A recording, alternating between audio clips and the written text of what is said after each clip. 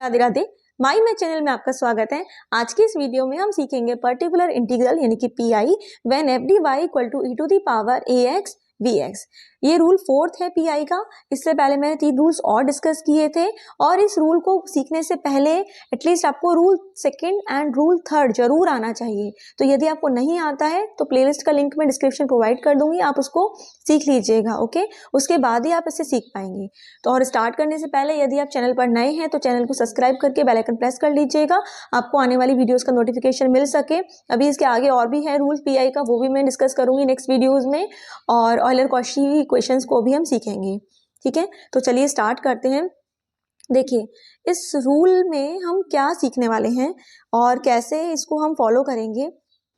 इसमें आपके पास दिया है एफ डी और इधर है हमारे पास E to the power A x V X. तो जैसा कि हम हर पीआई के केस में करते हैं ना, तो उस तरह से हमने इसको लिख लिया, 1/fd वाला फंक्शन लिखा और इस फंक्शन को हमने यहाँ लिखा। ठीक है, अब बात आती है कि आगे कैसे प्रोसीड करें। अच्छा, एक चीज़ और मैं बताना चाहूँगी आपको कि देखिए, जैसे अगर ये वी एक्स लिखा है, वी एक्स मतलब कोई फंक्शन ऑफ एक्स, अगर ये नहीं होता, सिर्फ ई की पावर ए एक्स होता, तो ये क्या बन जाता, रूल 1। ठीक है, अच्छा, अब अगर ये नहीं होता ई की पावर एक्स, वी एक्स की जगह साइन ए एक्स होता या कॉस ए एक्स होता, तो ये कौन सा रूल बनता, रूल 2। ठीक है, अच्छा, और अगर वी एक्स की जगह हमारे पास एक्स की पावर 2, एक्स की पावर 3, एक्स की कोई पावर वाला फंक्शन होता, तो कौन सा बन जाता, रूल 3, है ना। तो जब ये नहीं होता, सिर्फ यही होता, तो रूल 2 हो जाता या रूल 3 हो जाता। अगर साइन ए एक्स है या कॉस ए एक्स है ना, और एक्स की पावर की टर्म है तो रूल 3। ओके, लेकिन अब अच्छा, बीच में अगर ये प्लस भी होता तो हम P1 P2 वाले तरीके से कर लेते। लेकिन इंटरेस्टिंग बात क्या है कि ये कोई फंक्शन है हमारा एक्स के टर्म में और ये इनटू में है ई की पावर एक्स, तो हम कैसे करें।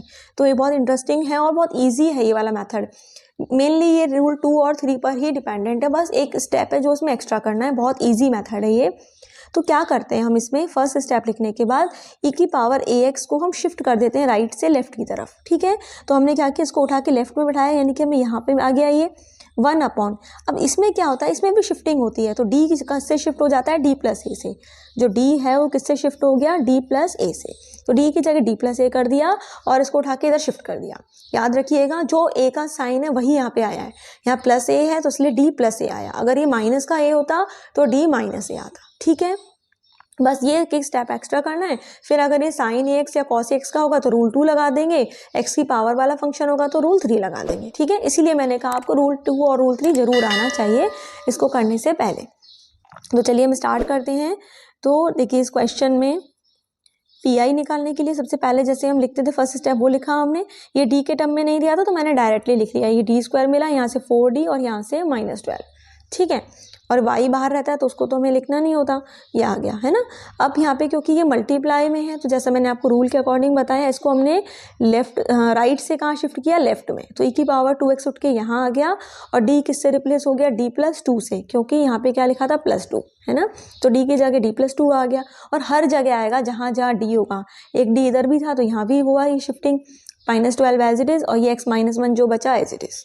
ठीक है, अब हमें क्या करना है, इसको हमने सिंप्लीफाई किया ब्रैकेट्स ओपन करके, तो जब सिंप्लीफाई करेंगे तो हमें ये आ गया। ठीक है, अब कौन सा रूल लगेगा, अब एक्स की पावर वाली टर्म्स बची है ना, तो जैसा हमने रूल 3 में सीखा था बस वो रूल 3 लगा देना है। तो हम उसमें क्या करते थे, इंक्रीजिंग ऑर्डर में लिखते थे, इंक्रीजिंग ऑर्डर में लिखा, फिर यहाँ 1 बनाते थे 8d को कॉमन लेके, तो कॉमन लिया यहाँ 1 बनाया, है ना। फिर इस टर्म को ऊपर ले गए तो 1 + x की पावर -1 वाला जो फॉर्मूला था वो हमने इसमें अप्लाई किया, तो वो अप्लाई किया तो 1 माइनस इतना लिखा मैंने। इसके आगे का क्यों नहीं लिखा, क्योंकि आगे आपको पता है हमने सीखा था ना कि इसकी पावर 2, इसकी पावर 3 वाली टर्म आएंगी, तो d/8 की पावर 2 जब होगा तो d स्क्वायर आएगा उसमें, तो d स्क्वायर यानी कि सेकंड ऑर्डर डेरिवेटिव उसका 0 हो जाएगा, है ना। सारे हायर ऑर्डर डेरिवेटिव 0 हो जाएंगे, सिर्फ फर्स्ट ऑर्डर ही मिलेगा। तो इसीलिए मैंने सिर्फ फर्स्ट ऑर्डर टर्म तक ही इसको लिखा, आगे नहीं लिखा। फिर x-1 का मल्टीप्लाई किया 1 में तो यह आ गया, d इसको ऑपरेट किया, d यानी इसको डिफरेंशिएट किया तो 1 आया और ये माइनस का 1/8 एज इट इज। तो सिंप्लीफाई करके ये आंसर आ गया। और हाँ, इसमें d और नीचे बचा था तो उसको हमने इंटीग्रेट कर लिया तो अंदर ये आ गया। ठीक है, तो बहुत ईजी है, एकदम से रूल 3 ही बन गया ये। लेकिन कब, जब हमने इसको राइट से लेफ्ट में शिफ्ट किया। तो शिफ्टिंग आपको ध्यान से करनी है। नेक्स्ट क्वेश्चन देखते हैं। मैं इसमें टोटल 8 क्वेश्चन डिस्कस करूंगी और हर क्वेश्चन में आपको कुछ ना कुछ सीखने को मिलेगा, है ना, तो ध्यान से सीखिएगा। ठीक है, अब यहाँ देखें, इस क्वेश्चन में e की पावर 2x के साथ cos x दिया है, पिछले वाले में x वाला कोई फंक्शन था, x की पावर m वाला, अब यहाँ पर है cos x। तो अब इसमें क्या करने वाले हैं हम, तो इसको भी पहले शिफ्ट कर दें और d को रिप्लेस कर दिया d+2 से, ठीक है। सिंप्लीफाई करके फाइनली हमें ये मिला। फिर अब हमने देखा ये तो cos x है, तो यानी कि रूल टू क्या कहता है हमसे कि d स्क्वायर को रिप्लेस करो -a स्क्वायर से, और a कितना है हमारा यहाँ पे 1 है ना, यहाँ x का कोफिशिएंट 1 है, तो a कितना है हमारा 1। तो जब a 1 है और यहाँ 1 रखेंगे तो ये क्या मिलेगी वैल्यू -1। तो d स्क्वायर को रिप्लेस करना था -1 से, तो यहाँ रिप्लेस किया -1 आया, तो ये बना 2d+4, ठीक है। 2 कॉमन लिया तो ये d+2 आया। फिर जैसा हमने सेकंड रूल वाली वीडियो में सीखा था कि हम क्या करते थे, हमें d स्क्वायर लाना होता था, क्योंकि ये d स्क्वायर ही यहाँ रिप्लेस होता, d नहीं होता, तो उसके कॉन्जुगेट यानी कि d-2 से ऊपर नीचे मल्टीप्लाई किया, तो नीचे क्या बना d स्क्वायर -4, ऊपर d-2 एज इट इज। फिर से d स्क्वायर को रिप्लेस किया -1 से, तो ये आ गया नीचे -1 -4, और ऊपर क्या किया, d का यहाँ पे d को इस पर ऑपरेट किया, तो ये d यानी कि इसका डिफ्रेंसिएशन देगा, और cos x का डिफ्रेंसिएशन क्या होता है -sin x लिखा। फिर -2 का मल्टीप्लाई किया तो -2 cos x आ गया, ठीक है। नीचे हो गया 5 माइनस के 5 2 जा 10, और ऊपर यहाँ माइनस माइनस दोनों में तो कॉमन लेके कैंसिल हो जाएगा, तो ये आपका आंसर आ गया, ठीक है। तो आई होप आपको ये क्वेश्चन समझ आया होगा। चलिए नेक्स्ट क्वेश्चन देखते हैं। इस क्वेश्चन में देखिए अब e की पावर x के साथ x भी है और sin x भी है ना। तो इसमें क्या करना है, पहले तो हमने फर्स्ट स्टेप लिखा जैसे हम लिखते हैं पीआई के लिए, उसके बाद फर्स्ट स्टेप यानी कि नेक्स्ट स्टेप क्या होता है कि e की पावर x को हम शिफ्ट करते हैं, तो e की पावर x को मैंने शिफ्ट करके लेफ्ट में लिखा, और a कितना है यहाँ प्लस का 1, तो d किससे रिप्लेस होगा d+1 से, ठीक है। तो d की जगह d+1 यहाँ पुट किया और यहाँ भी पुट किया, और अब हमने इसको सिंप्लीफाई किया। तो जब हमने इसको सिंप्लीफाई किया तो देखिए हमें ये मिल गया, ठीक है। तो यहाँ पे ये सिंप्लीफाई किया, देखिए ब्रैकेट पहले ओपन किए और फिर कैंसिल हो गई ये टर्म्स, ये भी कैंसिल हो गया और ये 2 से 2 कैंसिल हो गया, तो ये सिर्फ बचा d स्क्वायर, तो 1/d² x sin x। तो इसका मतलब क्या है कि हमें x sin x को 2 बार इंटीग्रेट करना है, ओके। तो पहले 1 टाइम इंटीग्रेट किया, तो एक d मैंने रख दिया यहाँ पे और एक d हटा दिया, मतलब इंटीग्रेशन करके जो वैल्यू आई वो लिखी। तो क्या आया इंटीग्रेशन के लिए, अब देखिए इंटीग्रेट जो उसे करना है वो बाई पार्ट से आप कर सकते हैं, या मैंने तो डायरेक्ट फॉर्मूला लगाया है। तो डायरेक्ट फॉर्मूला कैसे लगाते हैं, जब भी हमारे पास x की पावर हो कोई और इनटू में कोई फंक्शन हो, तो डायरेक्टली हम कैसे कर लेते हैं, x को एज इट इज लिखा, sin x का इंटीग्रेशन किया, -cos x आ गया, ठीक है। अब हमें इसको नहीं देखना, सिर्फ इसको देखना है। अब यहाँ साइन माइनस का साइन ऑल्टरनेटिव चलता है, तो मैंने यहाँ माइनस लगाया, x का डिफरेंशिएशन 1 हो गया और -cos x का इंटीग्रेशन क्या हो गया -sin x। फर्स्ट का डिफरेंशिएट करते हैं और सेकंड का इंटीग्रेशन। अब हम आगे भी अगर करते हैं ना तो बीच में क्या लगाते हैं प्लस, फिर इस वाले टर्म का हम क्या करते हैं डिफरेंशिएशन, तो पर 1 है, 1 का डिफरेंशिएशन तो 0 हो जाएगा, तो इसलिए आगे टर्म नहीं लिखी। अदरवाइज क्या होता है, इस जो यहाँ टर्म होती है उसका डिफरेंशिएशन होता है और इस वाले टर्म का इंटीग्रेशन होता है, ठीक है। पिछले से कोई लेना देना नहीं है, तो इस तरह से ही शॉर्टकट में हम कर लेते हैं। मैं आपको नेक्स्ट क्वेश्चन में भी ऐसा कुछ बताऊंगी तो आपको और अच्छे से क्लियर हो जाएगा, ठीक है। तो ये आ गया। अब एक और नीचे डी है तो फिर से इंटीग्रेट करना पड़ेगा, तो अब फिर से ये वही वाली फॉर्म बन गई, x और ये फंक्शन है -cos x, तो वही मैंने लगाया शॉर्टकट अपना। तो क्या आया, x को लिखा, इसको इंटीग्रेट किया तो -sin x आया, फिर बीच में माइनस x का डिफरेंशिएशन 1 -sin x का इंटीग्रेशन cos x, ओके। ये वाली टर्म क्या आती है +sin x, और +sin x का क्या होता है -cos x। तो इस तरह से सिंप्लीफाई करके ये हमारे पास पी की वैल्यू आ गई, ओके। आप इसे करके देख लीजिएगा, आपको क्लियर हो जाएगा। अब नेक्स्ट क्वेश्चन देखते हैं, इसमें आपको और क्लैरिटी हो जाएगी। ये भी उसी टाइप का है, लेकिन मैंने इसको स्पेशली यहाँ क्यों लिया, क्योंकि यहाँ x² है ना, तो इंटीग्रेट जब करेंगे ना तो उसमें एक टर्म और एक्स्ट्रा आएगी, तो इसलिए ध्यान से देखिएगा। तो अब इसमें क्या किया हमने, इसको लिखने के बाद e की पावर 2x को लेफ्ट में शिफ्ट किया। अब यहाँ पे +2 था तो d की जगह d+2 आ गया, ठीक है। पुट करने के बाद सिंप्लीफाई करने के बाद ये d² बचा, क्योंकि इसमें भी ये सब कैंसिल हो गए थे। तो सिमिलरली जैसे पिछले क्वेश्चन में था कि हमें अब क्या करना है, इस वाले टर्म को x के रेस्पेक्ट में 2 बार इंटीग्रेट करना है, ठीक है। तो 8 को तो मैंने बाहर लिख दिया, तो 1/d² था, तो अभी d लिखा और एक बार इंटीग्रेट किया। तो उसी तरीके से किया जैसे पिछली बार किया था पिछले क्वेश्चन में। तो देखिए मैं आपको एक्सप्लेन कर देती हूँ।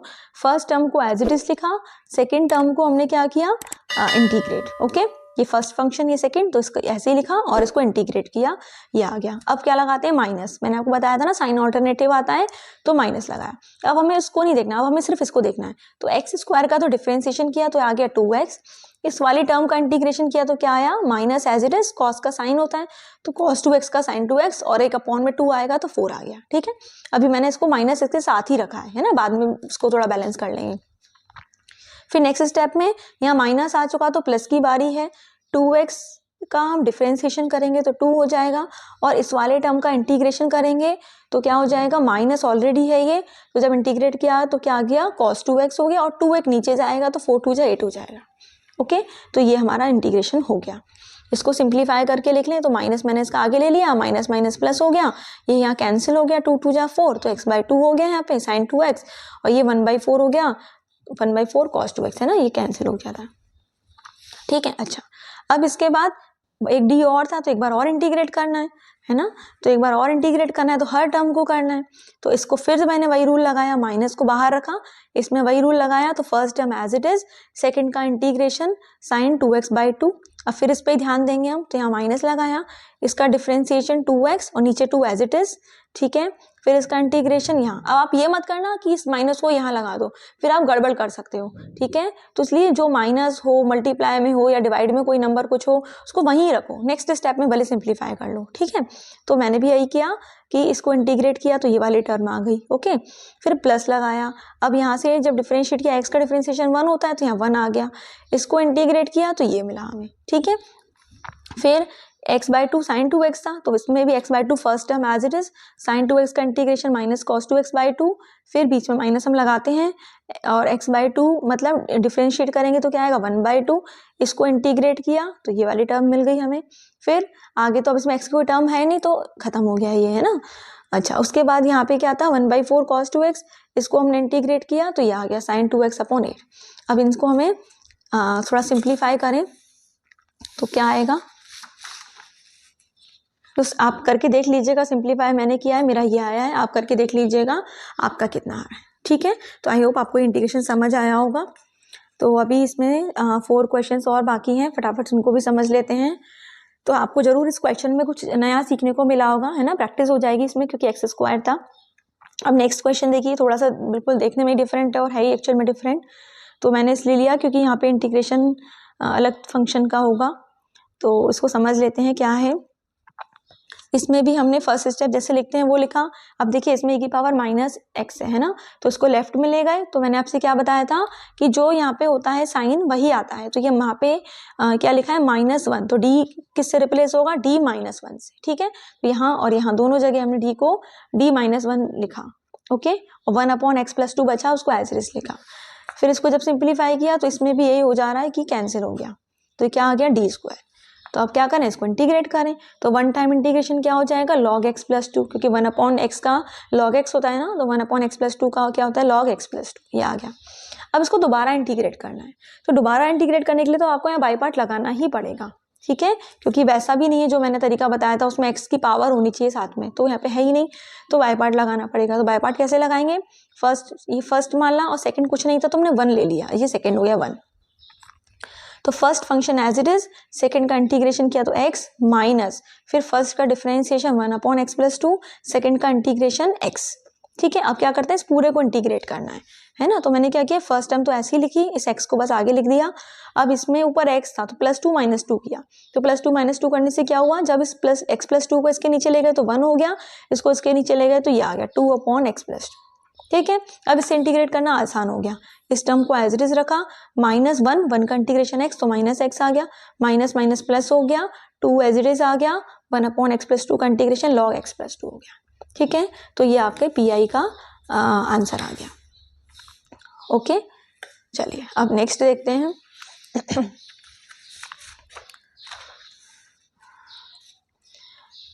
नेक्स्ट क्वेश्चन वैसा ही है जैसा हम पहले कर रहे थे, बस हाँ इसमें एक चीज़ और थी कि इसमें जब रिप्लेस करेंगे ना तो उसके लिए मैंने कुछ इसमें अलग तरीका यूज़ किया था, तो वो एक इंटरेस्टिंग है, तो इसीलिए इसको लिया गया है। तो इसमें भी आप कुछ नया सीखेंगे।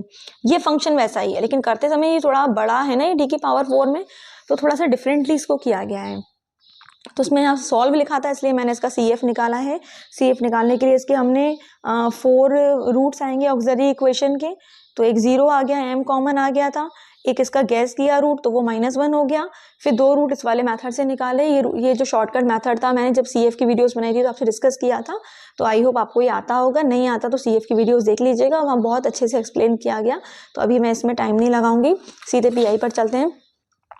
तो PI के लिए क्या किया, ये टर्म्स थी हमारी। तो अब देखो इसमें एक चीज़ है, अगर मैं यहाँ पे d को d-2 से रिप्लेस करूँ, क्योंकि करना ही पड़ेगा, यहाँ -2 है तो ये क्या हो जाएगा, हर जगह d-2 आएगा। फिर होल पावर 4 खोलनी पड़ेगी, है ना, d-2 हो जाएगा तो उसकी पावर 4, उसकी पावर 3, 2, 1, तो वो थोड़ा लेंदी हो जाएगा। तो इसीलिए हमने क्या किया, इसको शिफ्ट करने से पहले इसको फैक्टराइज फॉर्म में लिख दिया। अब आप कहेंगे कि फैक्टराइज कैसे किया, फैक्टराइज करना बहुत आसान है, क्योंकि अगर हमें रूट्स पता है तो रूट्स हमारे क्या आते हैं, 0, -1, -2, -3, ठीक है। तो अगर हमें ये m के वैल्यूज पता है तो हम इसी से, इसकी हेल्प से हम ये d वाले फैक्टर लिख सकते हैं। कैसे, जैसे मान लीजिए m की वैल्यू है -1, तो -1 इधर ले गए तो फैक्टर क्या हो गया, m+1, ठीक है। ऐसे ही -2 के लिए जब -2 इधर जाएगा तो फैक्टर क्या हो जाएगा, m+2, तीसरा क्या हो जाएगा, m+3, और m = जब 0 है तो सिर्फ m ही रहेगा, है ना। तो हमारे पास फैक्टर क्या है, हमारे पास m, m+1, m+2, m+3, ये है ना। अब ये m कहाँ से आया था, जब हम इसमें इस वाले फंक्शन में d को m से रिप्लेस करते हैं तभी तो आता है ये m, ठीक है। तो हम क्या करें, उल्टा कर दें, m की जगह d कर दें, तो ये क्या बन जाएगा, यहाँ पे m की जगह d, फिर d+1, d+2, d+3, ठीक है। तो इस तरह से हम किसी भी इस fd वाले फंक्शन को वेक्टराइज फॉर्म में लिख सकते हैं अगर हमें m की वैल्यूज पता है। ओके, तो हमने लिख लिया इसको। अब लिखने के बाद क्या किया, अब किया हमने वाला काम शिफ्टिंग का, e की पावर -2x को लेफ्ट में ले गए और d की जगह क्या आ गया, d-2, तो हर जगह d को d-2 किया तो ये आ गया, ठीक है। तो आप इसको कर लीजिएगा, जैसे यहाँ पे किया तो ये कैंसिल हो गया, यहाँ पे 1 बचा, यहाँ पे -1 बचा, तो ये मिल गया हमें। अब हमने इसको ओपन कर दिया। ओपन क्यों कर दिया, क्योंकि यहाँ पे sin x था। अब sin x क्या करता है, d² को ही रिप्लेस करता है ना, तो हमें इसको ओपन तो करना पड़ेगा तभी हम रिप्लेस कर पाएंगे। तो जब हमने इसको ओपन किया तो हमें ये मिला, ठीक है। अब d, ये जो है sin x है, इसमें क्या होता है, d² रिप्लेस होता है -a² से, a है 1 तो क्या आएगा, -1, ठीक है, क्योंकि a कितना है 1, तो -1² यानी कि -1 से रिप्लेस होगा। अब हमारे पास d² कहाँ था, ये, तो d² की जगह तो यहाँ -1 आ गया, बट ये कितना था, d³, तो d³ क्या होता है, d³ मतलब d² × d, तो d² की जगह तो आ गया -1 और d एज इट इज आ गया, ठीक है। फिर d की पावर 4, तो d की पावर 4 क्या होता है, d² × d² की जगह -1, यहाँ -1, तो ये क्या बन गया, 1, उसकी जगह आ गया 1, ठीक है। तो इस सिंप्लीफाई किया तो नीचे बचा 2 + 4d sin x, ठीक है।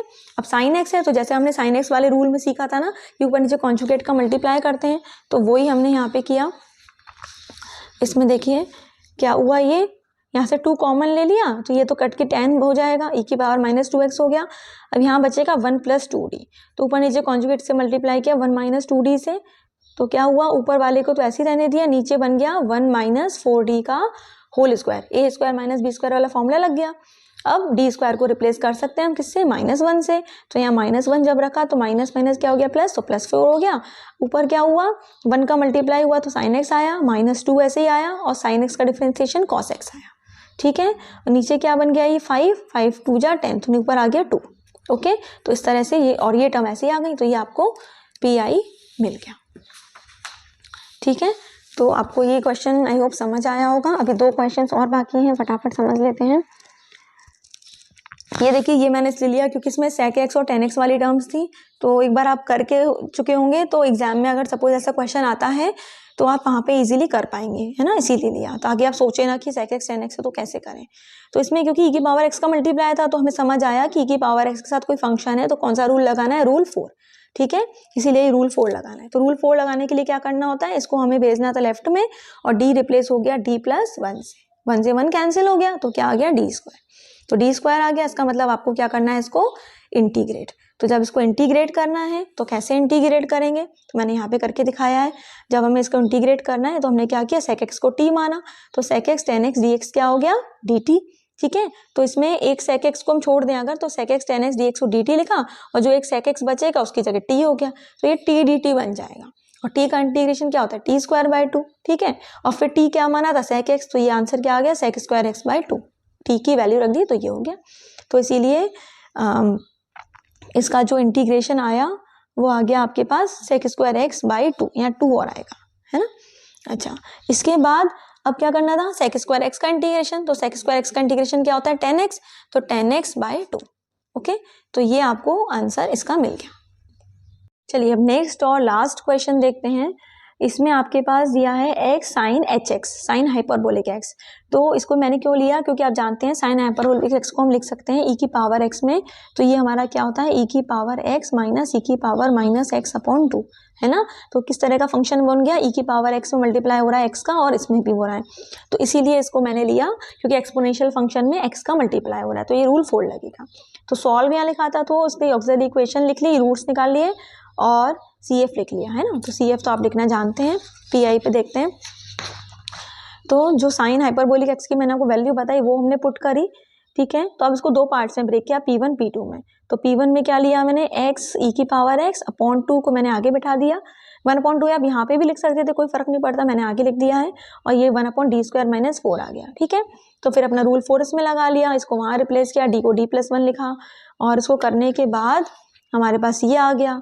अब x है तो आपको पता है कि इसमें क्या लगेगा, रूल 3 के अकॉर्डिंग इंक्रीजिंग ऑर्डर में लिया, फर्स्ट टर्म कॉमन ली, अब 1 बनाया, तो 1 माइनस समथिंग ये वाली फॉर्म बनी, होल पावर -1 था। फिर एक्सपेंशन अप्लाई किया, और एक्सपेंशन तक हमने यहाँ तक लिखा, हायर ऑर्डर टर्म नहीं लिखी क्योंकि सिर्फ x है ना।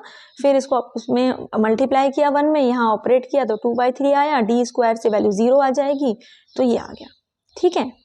इसके बाद सिमिलरली हमने P2 के लिए किया, तो वो आपके सामने है, आप एक बार समझ लीजिएगा, स्क्रीनशॉट ले लीजिएगा और खुद करके देख लीजिएगा। और P1 P2 की वैल्यू के जो सम हुआ उससे PI की वैल्यू आ जाएगी, देन Y क्या हो जाएगा, CF प्लस PI, ठीक है। तो आई होप आपको ये 8 क्वेश्चंस अच्छे से समझ आए होंगे।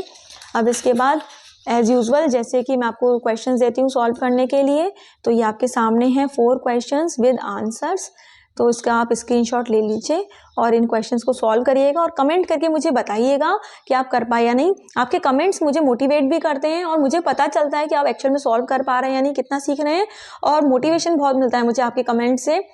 तो मोटिवेट करने के लिए कमेंट्स तो लिखिए ही लिखिए, साथ ही साथ अपने दोस्तों के साथ शेयर करिए जिससे उनकी हेल्प कर हो सके। हेल्प करना बहुत अच्छा काम है, आप दूसरों की हेल्प करते हैं तो आपकी भी हेल्प होती है। सो दूसरों की हेल्प कीजिए। Take care, Radhe Radhe.